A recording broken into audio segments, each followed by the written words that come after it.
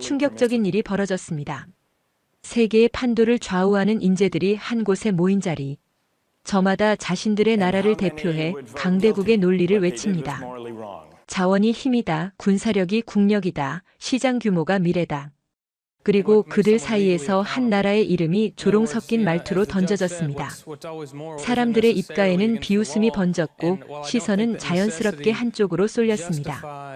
그리고 한 사람의 예상치 못한 발언의 분위기는 한순간에 얼어붙었고 그 자리를 지배하던 확신들은 흔들리기 시작했습니다. 누구도 주목하지 않았던 나라, 그곳이 가진 진짜 자원이 드러났고 모두가 그 충격적인 답변에 입을 다물지 못했습니다. 한국은 대체 무엇으로 여기까지 온 것일까요? 지금부터 그 질문의 답을 따라가 보시죠. 석유가 바닥난 중동은 어떻게 살아남을까요? 국방비 감당 못하는 유럽은? 인구 절벽에 직면한 아시아 국가들은요? 저는 이 도발적인 질문으로 강의를 시작했습니다. 강의실이 순식간에 조용해졌죠. 저는 마이클 하워드 교수입니다. 하버드 대학교 케네디 스쿨에서 국제정치경제학 교수로 20년째 재직 중이고 현재 21세기 국가 경쟁력의 조건이라는 주제로 논문을 집필하고 있습니다. 세계은행과 IMF에서 자문위원으로 활동하기도 했지만 제 진짜 열정은 강의에 있습니다. 특히 이 국제경쟁력 비교 세미나는 저의 모든 열정을 쏟는 수업이죠. 자, 오늘은 21세기 국가 번영의 핵심은 무엇인가라는 주제로 토론해 보겠습니다. 교과서에는 없는 내용일 겁니다. 여러분의 생각이 궁금하네요. 저는 미소를 지으며 말했습니다.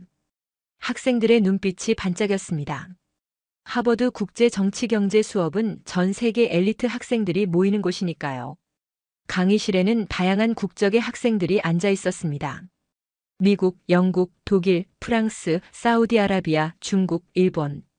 그리고 한국에서 온 한서린 학생도 있었죠. 각자 자기 나라의 관점에서 국가 경쟁력의 원천이 무엇인지 이야기해 볼까요? 솔직하게 말해도 됩니다. 이곳은 학문의 전장입니다. 미국 학생 안드레가 먼저 손을 들었습니다. 자원과 기술력이죠. 그리고 군사력도 필수입니다. 영국에서 온 에밀리가 고개를 끄덕였습니다. 글로벌 금융 네트워크와 소프트 파워도 중요하다고 생각해요. 중국 학생 리웨이는 인구와 시장 규모를 강조했습니다. 14억 인구가 만드는 내수 시장은 그 자체로 경쟁력입니다. 처음에는 학생들이 자국의 강점을 설명하는 데 집중했습니다. 하지만 토론이 진행될수록 분위기가 달라졌습니다. 서로의 약점을 지적하기 시작한 것이죠. 사우디의 석유는 언젠가 바닥날 텐데 그때는 어떻게 할 건가요? 러시아 학생이 도발했습니다. 중국의 인구는 노령화되고 있잖아요. 미래가 밝지 않을 텐데요. 인도 학생이 말했습니다. 토론은 점점 비방의 장으로 변해갔습니다.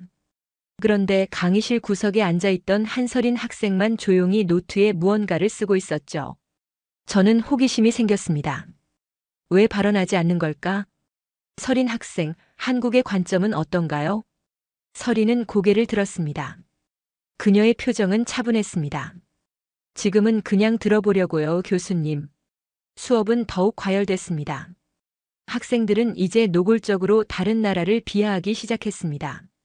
그런데도 서린은 침묵을 지켰습니다.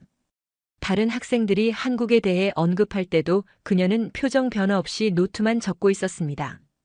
저는 궁금해졌습니다. 그녀의 노트에는 무엇이 적혀 있을까?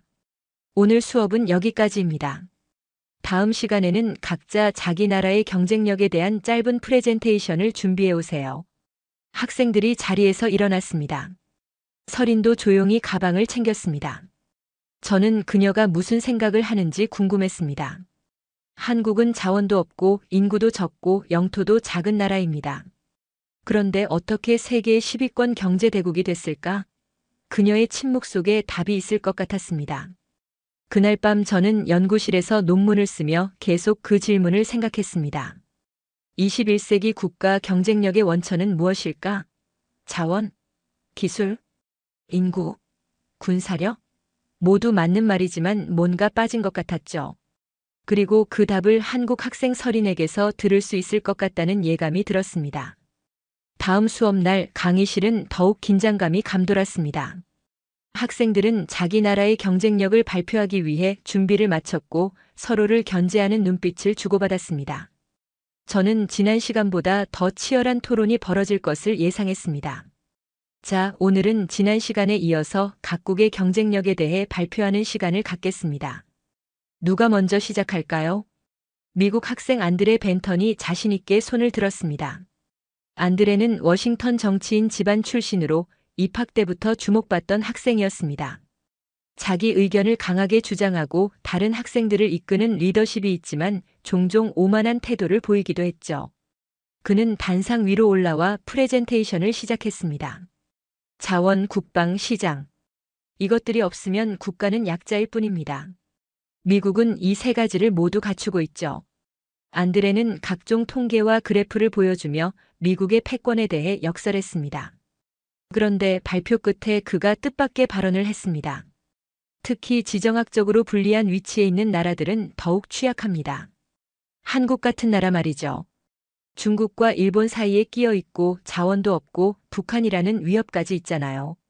솔직히 한국이 지금까지 살아남은 것만 해도 기적이라고 봐야 하지 않을까요? 강의실에 웃음이 퍼졌습니다. 일부 학생들은 피식 웃으며 서린을 힐끗 쳐다봤습니다. 저는 이런 상황이 처음이 아니라는 걸 알았습니다. 학기 초부터 서린은 모든 과목에서 최상위 성적을 유지해왔죠. 특히 제 중간고사에서 학과 역사상 최고점을 받았던 그녀를 향한 시기심이 있었을 겁니다. 서린은 여전히 차분했습니다. 표정 변화가 없었죠. 그저 노트에 무언가를 적고 있었습니다. 안드레의 발표가 끝나고 여러 학생들이 이어서 발표했습니다. 사우디 학생 하산은 석유의 중요성을, 독일 학생 에밀은 제조업의 가치를, 일본 학생 유키는 기술 혁신의 중요성을 강조했습니다. 그리고 발표가 진행될수록 다른 나라를 깎아내리는 발언이 더 많아졌고 특히 서린을 향한 발언이 날카로워졌습니다. 한국은 일본의 기술을 베끼기만 했잖아요. 일본 학생 유키가 말했습니다. 게다가 서린 같은 학생들은 밤새 공부만 한다고 들었어요. 그게 정상적인가요? 한국은 미국이 없었으면 존재하지도 못했을 거예요. 안드레가 덧붙였습니다. 그런데도 매번 시험에서 우리보다 높은 점수를 받는 건 좀 이해가 안 되네요. 한국의 인구는 감소하고 있어요. 미래가 있을까요? 중국 학생 리웨이가 비웃었습니다. 서린 학생은 왜 케네디 스쿨 학생회장 선거에 출마한다는 소문이 있죠? 그건 좀 과한 욕심 아닌가요? 저는 서린을 다시 살폈습니다. 그녀는 여전히 차분했지만 이제 노트 필기를 멈추고 저와 눈을 마주쳤습니다. 그녀의 눈빛에는 뭔가 단단한 결의가 깃들어 있었습니다. 서린 학생, 발표할 준비가 됐나요? 저는 물었습니다. 서린이 고개를 끄덕였습니다. 그리고 천천히 자리에서 일어났습니다. 강의실이 조용해졌습니다. 모두가 그녀의 반응을 궁금해했던 것 같았죠. 그녀는 학과 내에서 가장 뛰어난 학생이었지만 이제껏 토론 시간에 적극적으로 참여한 적은 없었습니다. 서린은 단상으로 올라오지 않았습니다. 그녀는 자리에 서서 말했습니다. 교수님, 질문이 있습니다. 말해보세요, 서린. 서린이 질문을 던졌습니다. 안드레가 말한 주장에 대해 제 생각을 말해도 될까요? 저는 고개를 끄덕였습니다. 물론입니다. 서린은 안드레를 바라보며 말했습니다. 자원, 국방, 시장. 이게 없으면 국가는 약자라는 말. 정말 사실일까요? 강의실에 긴장감이 감돌았습니다. 안드레는 당황한 표정을 지었습니다. 그럼요, 당연하죠. 역사가 증명하잖아요. 서린은 미소를 지었습니다. 그리고 천천히 자신의 노트북을 열었습니다. 그럼 제가 다른 관점을 보여드려도 될까요? 저는 속으로 생각했습니다. 이 학생, 뭔가 있다. 서린은 노트북을 연 채 자리에서 일어났습니다. 그리고 천천히 단상을 향해 걸어갔습니다. 강의실은 완전히 조용해졌습니다. 모두가 그녀의 다음 말을 기다리고 있었죠. 서린이 단상 위에 서자 프로젝터 화면이 켜졌습니다. 첫 화면에는 폐허가 된 서울의 모습이 보였습니다. 한국 전쟁 직후의 흑백 사진이었죠. 그 당시 한국은 아무것도 없었습니다. 서린의 목소리는 조용했지만 강의실 구석구석까지 울려 퍼졌습니다. 1953년 한국 전쟁이 끝났을 때 우리 국민 소득은 67달러였습니다. 그때 미국은 2,500달러였죠. 우리는 세계 최빈국 중 하나였습니다. 다음 화면으로 넘어갔습니다. 1997년 IMF 외환위기 당시 은행 앞에 줄 선 사람들의 모습이 보였습니다. 1997년 우리는 IMF 구제금융을 받았습니다. 국가 부도 직전이었죠. 하지만 그때 국민들은 금 모으기 운동을 시작했습니다. 결혼반지, 돌반지, 심지어 올림픽 금메달까지. 국민들이 자발적으로 모은 금은 227톤, 당시 가치로 약 23억 달러였습니다. 안드레가 코웃음을 쳤습니다. 그게 뭐 대단한 건가요? 미국의 일주일 무역량에도 못 미치는데요. 서린은 그를 바라보며 미소 지었습니다. 맞습니다. 그런데 안드레, 당신 나라 국민들이 자발적으로 금을 모아 국가에 기부한 적이 있나요? 강의실이 순간 조용해졌습니다. 안드레는 대답하지 못했습니다. 서린은 계속 발표를 이어갔습니다. 다음 화면에는 현대적인 반도체 공장의 모습이 보였습니다. 한국은 자원이 없었습니다. 그래서 우리는 사람에게 모든 것을 걸었습니다. 그 절박함이 경쟁력을 만들었어요. 오늘날 한국은 세계 메모리 반도체 시장의 60%를 점유하고 있습니다. 스마트폰 디스플레이는 90% 이상이죠. 다음 화면에는 한국의 교육열을 보여주는 사진들이 등장했습니다. 밤늦게까지 공부하는 학생들, 대학 입시를 위해 줄지어 있는 학부모들의 모습이 보였습니다. 우리는 자원이 없었기 때문에 사람을 키웠습니다. 그리고 그 사람들이 지금의 한국을 만들었습니다. 사우디 출신 핫산이 손을 들었습니다. 우리는 석유가 무기입니다. 그게 우리 경쟁력이죠. 한국은 그런 자연자원이 없는데 어떻게 경쟁력을 가질 수 있나요? 서린은 고개를 끄덕였습니다. 좋은 질문입니다, 핫산. 석유는 훌륭한 자원이지만 한 가지 단점이 있죠. 언젠가는 고갈됩니다.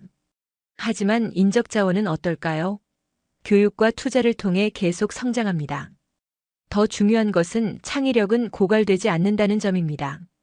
다음 화면에는 글로벌 기업으로 성장한 한국 기업들의 로고가 나타났습니다. 삼성, 현대, LG, SK. 그리고 최근 급성장하고 있는 스타트업들의 모습도 보였습니다. 한국이 가진 것은 사람뿐이었습니다. 그래서 우리는 사람에게 모든 것을 걸었습니다. 그 절박함이 경쟁력을 만들었어요. 저는 서린의 발표를 들으며 제 노트북을 살며시 덮었습니다. 통계와 이론으로 가득 찬 제 논문이 갑자기 공허하게 느껴졌어요. 서린이 보여주는 것은 단순한 통계가 아니었습니다. 생존의 기록이었죠. 서린은 마지막 슬라이드를 보여주었습니다. 그것은 한국의 GDP 성장 곡선이었습니다. 1960년대부터 현재까지 거의 수직으로 올라가는 그래프였습니다. 이것이 한국의 경쟁력입니다. 우리는 자원이 없어서 창의적이 되었고 국방이 취약해서 더 열심히 공부했으며 시장이 작아서 해외로 나갔습니다. 우리의 약점이 우리의 강점이 된 겁니다.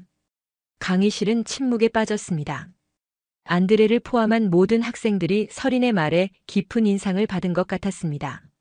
몇몇 학생들은 노트에 열심히 뭔가를 적고 있었습니다. 저는 그녀의 마지막 문장이 계속 머릿속에 맴돌았습니다. 약점이 강점이 된다. 그것은 제 논문에 없던 관점이었죠. 서린 학생, 이어서 계속 발표해 주세요. 저는 진심으로 말했습니다.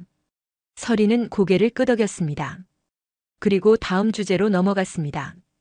이번에는 창의성과 문화에 대해 이야기하고 싶습니다. 이번에는 한국의 대중문화 컨텐츠를 보여주는 이미지들이 나타났습니다. K-팝 공연 장면, 유명 드라마의 한 장면, 글로벌 인기를 끈 웹툰과 영화 포스터들이 연속으로 보였습니다. 유럽에는 오래된 역사와 문화유산이 있습니다. 미국에는 거대한 자본과 할리우드가 있죠. 그런데 한국은 어떻게 짧은 시간에 세계적인 문화 강국이 될 수 있었을까요? 프랑스에서 온 리아가 손을 들었습니다. 창의성과 예술은 자연스럽게 발전하는 것이라고 생각해요. 한국의 문화적 성공은 아마도 우연이거나 단기적인 트렌드일 가능성이 높습니다. 진정한 문화적 깊이는 수백 년에 걸쳐 형성되니까요. 서린은 고개를 끄덕였습니다. 흥미로운 관점입니다, 리아. 하지만 한국의 문화산업 성장은 우연이 아닙니다. 서리는 다음 슬라이드로 넘어갔습니다. 그곳에는 한국 컨텐츠 수출 데이터와 글로벌 순위가 그래프로 표시되어 있었습니다. 한국은 문화예술의 본질적 가치를 존중하면서도 그것을 산업적 관점에서 접근했습니다. K-드라마, K-웹툰, K-디자인.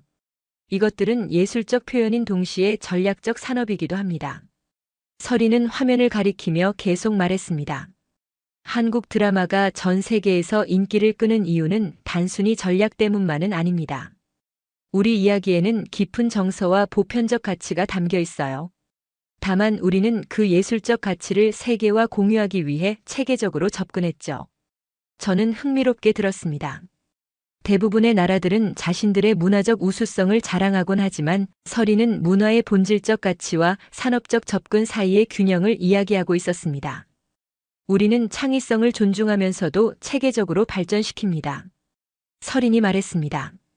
한국 학생들은 어릴 때부터 예술적 감성과 함께 문제 해결 능력을 배웁니다.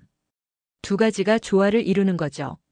화면에는 한국의 예술 교육과 창의성 훈련을 보여주는 이미지들이 나타났습니다.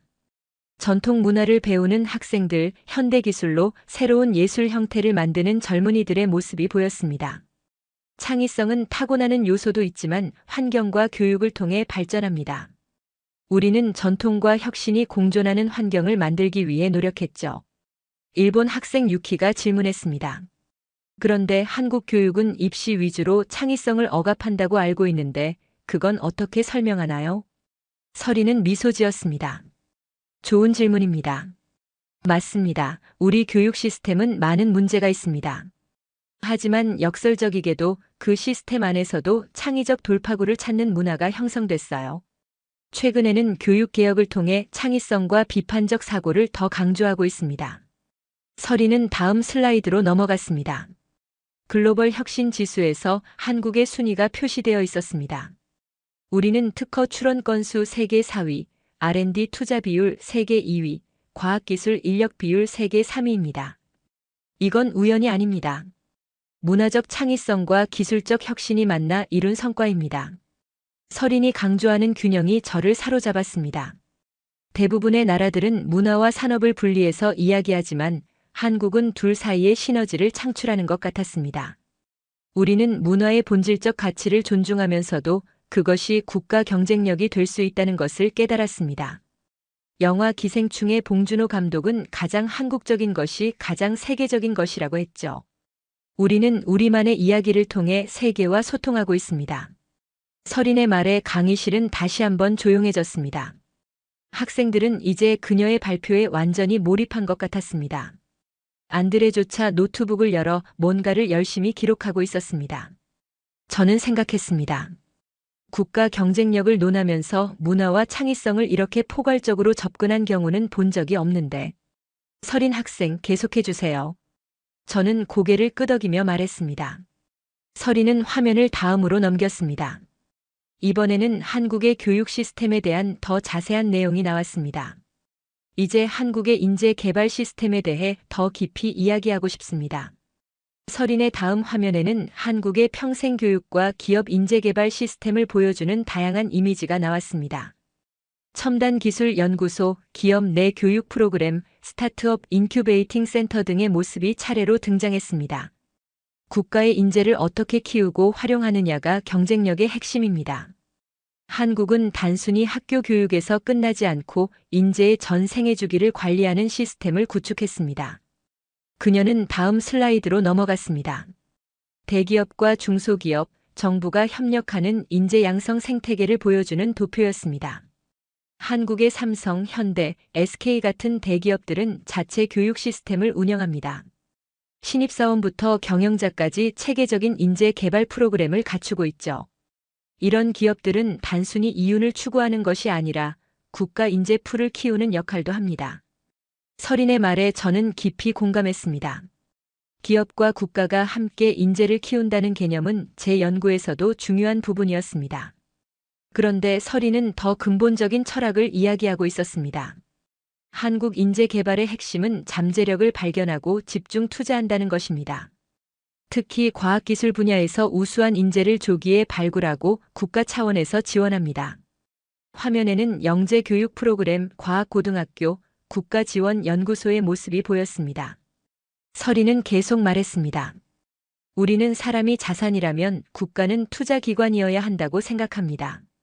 그래서 카이스트와 같은 특수대학을 설립하고 연구개발에 GDP의 4.8%를 투자합니다. 이는 OECD 국가 중 최상위 수준이에요. 중국 학생 리웨이가 질문했습니다. 그런 집중 투자가 불평등을 심화시키지는 않나요? 서리는 솔직하게 대답했습니다. 물론 그런 위험은 있습니다. 하지만 우리는 인재 개발과 함께 사회 안전망도 강화하고 있어요. 또한 집중 투자를 받은 인재들이 나중에 사회에 기여하는 선순환 구조를 만드는 것이 목표입니다. 서리는 다음 슬라이드로 넘어갔습니다. 한국의 스타트업 생태계와 벤처 캐피탈 투자 현황을 보여주는 그래프였습니다. 이제 한국은 한 단계 더 나아가고 있습니다. 단순히 인재를 키우는 것뿐만 아니라 그들이 창업을 통해 새로운 가치를 창출할 수 있도록 지원하고 있어요. 정부의 벤처 지원 프로그램, 기업의 엑셀러레이터, 대학의 창업 교육이 함께 움직이는 생태계를 구축하고 있습니다. 안드레가 비꼬는 듯한 질문을 던졌습니다. 그런데 최근 한국의 출산율은 세계 최저 수준이라고 들었어요. 그렇게 인재를 중요시한다면서 정작 미래의 인재가 없는 건 아이러니하지 않나요? 강의실에 웃음이 흘렀습니다. 하지만 서리는 동요하지 않았습니다. 저출산은 분명 우리의 큰 과제입니다. 하지만 그렇기 때문에 더욱 한 명 한 명의 인재를 소중히 여기고 그들의 잠재력을 최대한 발휘하도록 돕는 것이 중요해요. 또한 우리는 이제 글로벌 인재를 유치하고 다양성을 수용하는 방향으로 변화하고 있습니다. 서린의 대답은 단순히 한국을 방어하는 것이 아니라 현실의 문제를 인정하면서도 그것을 해결하기 위한 전략적 접근을 보여주고 있었습니다. 저는 그녀의 균형 잡힌 시각에 감탄했습니다. 인재 개발은 단순히 교육의 문제가 아닙니다. 그것은 국가의 생존 전략이자 미래를 위한 투자입니다. 한국은 그것을 너무나 잘 이해하고 있었기에 오늘의 성장이 가능했던 것 같습니다. 서리는 잠시 숨을 고르더니 단상 중앙으로 걸어갔습니다. 그녀의 얼굴에는 이제 더 큰 자신감이 묻어났습니다. 교실의 모든 학생들이 그녀에게 집중하고 있었습니다. 지금까지 한국의 교육, 문화, 인재 개발에 대해 말씀드렸습니다. 이제 핵심을 정리하고 싶습니다. 서리는 프레젠테이션의 마지막 섹션으로 넘어갔습니다. 화면에는 절대 고갈되지 않는 자원이라는 제목이 나타났습니다. 우리는 금도 석유도 대륙도 없습니다. 서린의 목소리는 더욱 힘이 실렸습니다. 하지만 단 하나 절대 고갈되지 않는 자원이 있습니다. 강의실은 완전히 조용해졌습니다. 모든 학생들이 서린의 다음 말을 기다리고 있었습니다. 사람입니다. 그 단순한 한마디가 강의실을 가득 채웠습니다. 한국은 그 자원에 투자했고 그 자원이 오늘의 한국을 만들었습니다. 서린은 천천히 강단을 걸으며 이야기를 이어갔습니다. 석유는 언젠가 고갈됩니다. 군사력은 시간이 지나면 쇠퇴합니다. 기술은 빠르게 복제되고 대체됩니다.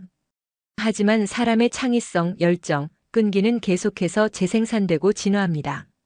서린은 화면을 넘겼습니다. 이번에는 세계 각국의 인적 자원 지수와 경제 성장률의 상관관계를 보여주는 그래프가 나타났습니다. 인적 자원에 대한 투자는 장기적으로 가장 높은 수익률을 가져옵니다. 한국의 경험이 이를 증명합니다.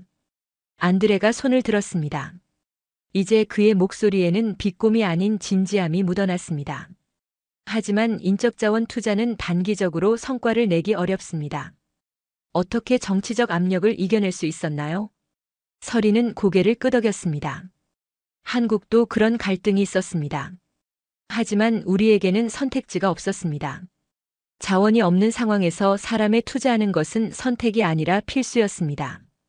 그리고 그 과정에서 국민들의 교육에 대한 열망과 정부의 장기적 비전이 일치했기 때문에 가능했던 것 같습니다. 서리는 화면을 다시 넘겼습니다. 이번에는 한국의 미래 전략을 보여주는 도표였습니다. 그리고 내일은 우리가 세상을 바꿀 차례입니다. 서린의 말에 강의실은 다시 한번 조용해졌습니다. 한국은 이제 단순히 따라가는 나라가 아니라 새로운 길을 개척하는 나라가 되고자 합니다. 우리가 경험한 압축 성장의 교훈을 바탕으로 미래 세대를 위한 더 나은 발전 모델을 제시하려 합니다. 그녀의 마지막 슬라이드에는 지속 가능한 발전, 포용적 성장, 글로벌 협력이라는 키워드가 적혀 있었습니다. 한국의 강점은 위기를 기회로 바꾸는 능력입니다. 기후변화, 인구 감소, 양극화 같은 현대 사회의 문제들 앞에서도 우리는 창의적 해결책을 찾아가고 있습니다. 그리고 그 중심에는 항상 사람이 있습니다. 설인의 발표가 끝났을 때 강의실에는 잠시 침묵이 흘렀습니다. 그리고 갑자기 안드레가 일어나 박수를 치기 시작했습니다. 이어서 다른 학생들도 하나둘 일어나 박수를 보냈습니다. 곧 전체 강의실이 기립박수로 가득 찼습니다. 저는 제자리에 앉아 눈을 감았습니다. 설인의 말이 제 마음속에서 계속 울려 퍼졌습니다. 사람이 자원이다. 그것은 단순하면서도 강력한 진리였습니다. 제 손에서 펜이 떨어졌습니다. 그 소리가 강의실에 울려 퍼졌지만 아무도 신경 쓰지 않았습니다. 모두가 설인에게 집중하고 있었으니까요. 그 순간 저는 마음속으로 생각했습니다. 이제 나도 배워야겠다. 수업이 끝난 후 저는 설인을 연구실로 불렀습니다. 그리고 물었습니다. 설인 학생, 오늘 발표는 정말 훌륭했습니다. 지금껏 왜 침묵하고 있었나요? 설인은 미소를 지었습니다. 때를 기다리고 있었습니다, 교수님. 말하기 전에 경청하는 것이 중요하다고 배웠습니다. 그날 밤 저는 연구실에 혼자 남아 깊은 생각에 잠겼습니다. 창밖으로는 하버드의 캠퍼스가 고요한 어둠에 잠겨 있었습니다. 노트북을 열고 제가 쓰던 논문을 다시 살펴봤습니다. 21세기 국가 경쟁력의 원천 자원과 기술. 이 제목이 갑자기 피상적으로 느껴졌습니다.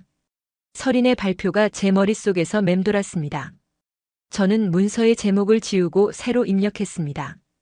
대한민국 사례연구 사람이라는 자원. 논문의 서론을 다시 썼습니다. 자원, 기술, 군사력, 시장 규모 같은 전통적 요소들이 아닌 한국이 보여준 다른 관점에 주목했습니다. 자원이 부족한 작은 나라가 어떻게 세계 10위권의 경제 강국이 될 수 있었을까? 어떻게 전쟁의 폐허에서 첨단 기술 강국으로 변모할 수 있었을까?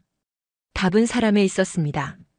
인적 자원에 대한 투자, 교육에 대한 열정, 위기를 기회로 바꾸는 창의성이 한국의 진정한 경쟁력이었습니다. 저는 밤새 논문을 다시 썼습니다. 연구의 중심에 인적 자본을 놓았습니다. 다음 날 저는 설인을 연구실로 불러 대화를 나눴습니다. 당신의 통찰력 덕분에 제 연구의 방향을 제고하게 됐어요. 설인은 겸손하게 미소 지었습니다. 과찬이십니다, 교수님. 제가 말씀드린 것은 한국인으로서 경험한 우리 사회의 한 측면일 뿐입니다. 그녀는 며칠 후 한국의 교육정책, 기업과 정부의 인재 개발 전략에 관한 심층 자료들을 보내왔습니다. 저는 이 자료들을 바탕으로 논문의 결론을 다음과 같이 작성했습니다. 국력은 땅 밑에서 나오지 않는다. 그것은 교실에서, 도서관에서, 그리고 포기하지 않는 눈빛에서 자란다. 학기가 끝나고 저는 한국국제교류재단의 초청으로 서울에서 열리는 글로벌 교육혁신 포럼에 참석하게 되었습니다. 서울에 도착한 첫날, 이제 하버드를 졸업하고 교육정책연구원에서 일하는 설인이 저를 맞이했습니다. 교수님의 연구가 한국에서도 많은 관심을 받고 있습니다. 내일 포럼 전에 제가 나온 고등학교를 방문해 보시겠어요? 다음 날 우리는 서울의 평범한 공립고등학교를 찾았습니다. 방과 후였지만 학교는 여전히 활기찼습니다. 학생들은 다양한 프로젝트를 진행하고 있었습니다. 복도 벽에는 인공지능, 기후변화, 생명과학 관련 포스터들이 붙어 있었고 교실에서는 로봇 프로그래밍과 창업 아이디어 발표가 진행되고 있었습니다. 여기서는 자기주도적 학습이 강조됩니다. 설인이 설명했습니다. 학생들은 자신의 관심사를 발전시키고 팀워크를 통해 문제를 해결하는 법을 배워요. 학교를 나오면서 저는 조용히 생각했습니다. 여기선 아이들이 자산이다. 이 나라는 가장 위대한 자원을 품고 있다. 귀국 비행기 안에서 저는 설인에게서 받은 이메일을 열어보았습니다. 교수님, 사람은 무기보다 강한 힘을 가졌어요. 저희는 그걸 믿고 살아갑니다. 창밖을 바라보며 저는 깊은 깨달음을 얻었습니다. 나는 오늘 알았다. 석유는 언젠가 고갈되고 기술은 복제될 수 있지만 사람은 대한민국에서는 진짜 자원으로 살아 숨쉬고 있다는 걸 세상의 평가는 빗나갔습니다. 한국이 가진 진짜 힘은 겉으로 보이는 것이 아니었으니까요. 자원이 아닌 사람, 영토가 아닌 지혜, 과거가 아닌 미래에 투자한 나라. 그들은 절대 고갈되지 않는 자원을 발견했습니다. 한국의 진짜 경쟁력은 바로 당신입니다. 긴 영상 시청해 주셔서 감사합니다. 구독과 좋아요는 영상 제작에 큰 힘이 됩니다. 내일은 더 좋은 영상으로 찾아오겠습니다.